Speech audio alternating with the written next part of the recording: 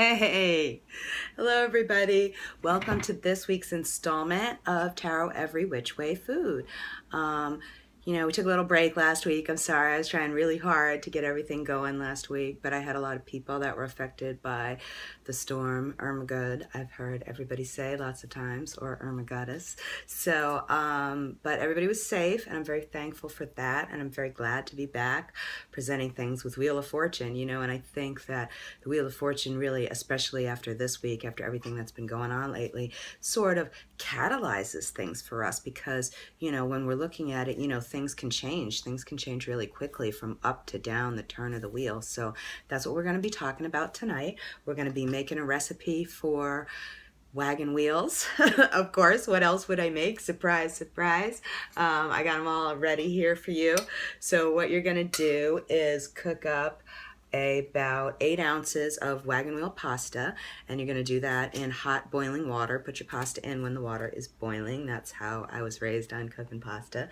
So yes, obviously you could use a different kind of pasta, but since we're trying to really salute the shape of the wheel, this whole turn of the spokes, things going from one space to another quickly, either bad to good or good to bad, or wherever you're at, things are going to keep changing, things are going to keep turning, and that really is the soul and the spirit that I feel like when I come across the Wheel of Fortune card in a reading or something like that. So you're going to cook a box of wagon wheel pasta. Usually they come in about 8 ounces. You're going to use at least 2 quarts of boiling water. We're not going to salt it. Normally you would salt it. I know a lot of you were raised on salting your pasta water, but I do need to make this point, and thanks to the folks who interviewed me last week at Down the Rabbit Hole podcast, and I'll put that link in the comments later, but thanks to those folks because, they really gave me a great, big, huge opportunity letting me be on the podcast, and a special little teeny shout out for not including salt, because I think that's something that a lot of people really do see as a universal when we're dealing with cooking for the spirits or cooking for the ancestors, that if you're going to salt it, if you need salt for yourself, if you're going to be having some of it, do that afterwards. The portion that you're going to leave as offering is not going to be salted, not by you anyway. So what we're going to do is we're going to cook up the pasta, wait till it gets to a rolling boil, and then add your pasta in there. Depending on what it says on the box and the size of your wheels, my wheels are kind of small here. So it's going to take between 10, 12 minutes, test it. It should be al dente, which is not a guy that lives down the street. Al dente means still a tiny bit firm. So you want it to be still a tiny bit firm. You don't want mushy pasta. I think that that's one of the things that we get wrong a lot of times in this country. We overcook pasta. So it's really still supposed to be firm, especially if you're adding something else to it that's also going to be hot, because that's going to keep cooking as long as it's still warm. So you're going to cook your pasta up, and in a separate saucepan you're going to add maybe about a tablespoon of olive oil. You're going to cut up some baby bella or cremini mushrooms. Those are the same thing, big secret. Mini portobello mushrooms, also called baby bellas or creminis. So you're going to slice up some of those to put them in the olive oil. You're also going to slice up some red onion, and both of these things, excuse me, the red onion, I've mentioned before, I use a lot of red onions in my cooking. I've used a lot in this series about the tarot. And that really helps to sort of protect you and give you strength and fortitude in a lot of recipes that are in Lakumi houses, which more people may be familiar with the name Santeria. That's what people commonly call La Regla Lakumi. So you'll find people using both onions and garlic for protection and strength. And those things I think are a really good thing to think about when you're thinking about the Wheel of Fortune card.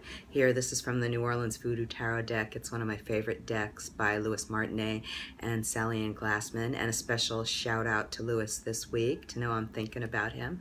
Like a lot of people, he's had a interesting week, as they like to say, so a big shout out for him. But one of the things we see, I love that they have the market in this card, because one of the things that really typifies for me is this sort of potential. You never know what you're going to find in the market. You never know what you're going to come across. You never know what you're going to see, what you're going to discover, really. Like my daughters used to say, what are you finding instead of what are you looking for? And I think that that's really another one of the lessons that we have to sort of keep in the back of our minds when we're thinking about about the Wheel of Fortune card when it comes up in a reading, when we're trying to better understand it or process the meaning of this card.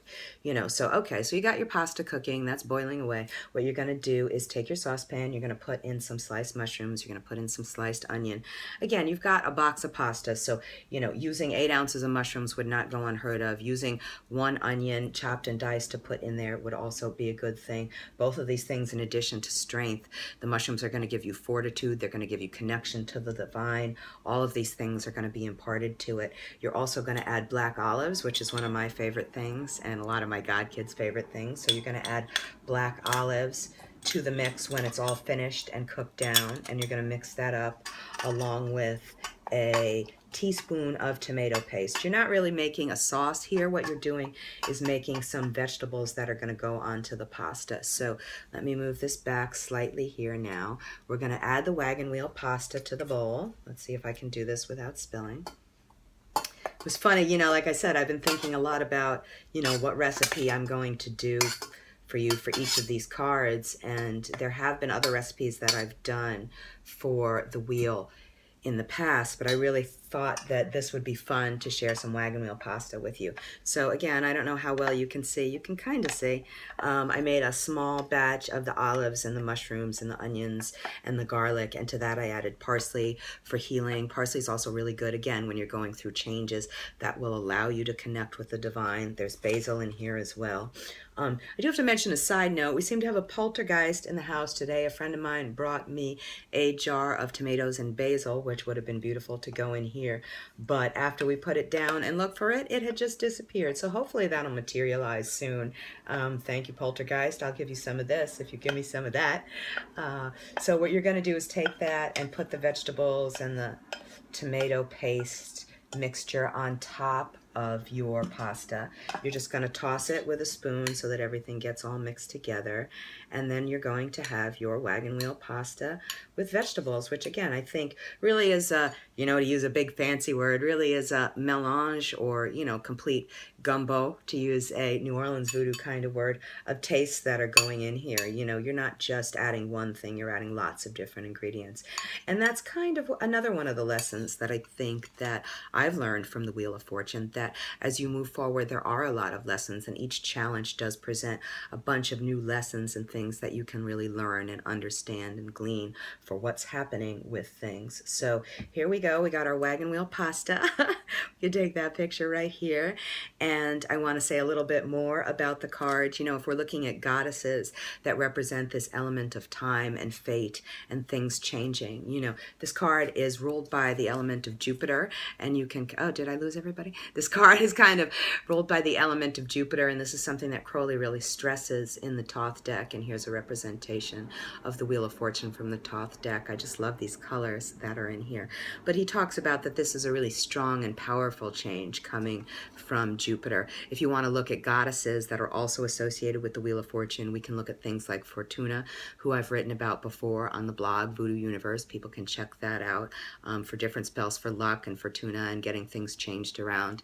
And usually I say, you know, when you're looking at this card or going to a goddess like Fortuna, you need a change towards good luck, because if you were having lots of wonderful luck, why would you want that change towards bad luck? So a lot of times when you find this card, it means things have been you know, in a rougher place for people, and things are going to start getting better slowly and with progress, you know, spoke by spoke as the wheel turns, that things will sort of begin to get progressively more and more better for you and things that are happening in your life. Other goddesses that people look at is like Bona Fortuna. I mentioned Mina, Artemis. All of these goddesses are associated with the Wheel of Fortune. If you're looking at stones, I've seen a lot of different things. Some people say lapis is associated with it. Some people say, I like thinking about aventurine. Aventurine is one of my favorite stones. I have this wonderful aventurine pendant that a friend of mine gave me, and it really, you know, a pendulum is one of my favorite things to use, honestly. A pendulum, really, I like to use it for all my spirituality, and I like to use it just as extra confirmation when I'm doing something. You know, maybe I have an ingredient that I want to use in this spell or magical working or magical recipe. What I will do is take the pendulum out and hold that over the item, or hold that over, you know, the word that it represents that item. And if it goes and gives me a yes answer, then I know I can include that in the spell, that it'll be good for me. And if it gives me a no answer, then I know I can't. So I think that aventurine, being in charge of the Wheel of Fortune, is an especially good thing to have in a pendulum when working with the Wheel of Fortune, because that way you can get that, again, connection to divine, connection to higher spirit, connection to higher energies, and really have that manifest and come forward. So thanks everybody for watching. I hope you keep watching. Every Sunday we're going to be doing this. We're shooting for 7 o'clock every Sunday. Hopefully we can keep it going on. Please check the YouTube channel. There's lots and lots of other videos that we've done so far, you know, from zero to Wheel of Fortune. We've got that going on.